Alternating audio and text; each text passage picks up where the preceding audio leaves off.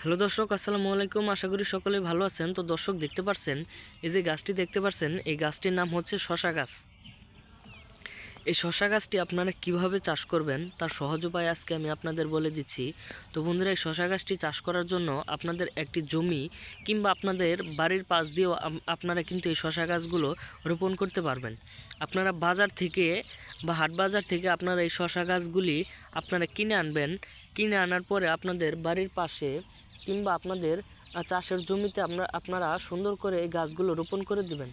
এবং রোপণ করে দেওয়ার পরে সুন্দর করে রোপণ করে দিবেন। এবং রোপণ করার পরে আপনারা কয়েকদিনের ভিতরে দেখতে পারবেন এই গাছগুলি অনেকটাই বড় হয়ে গেছে।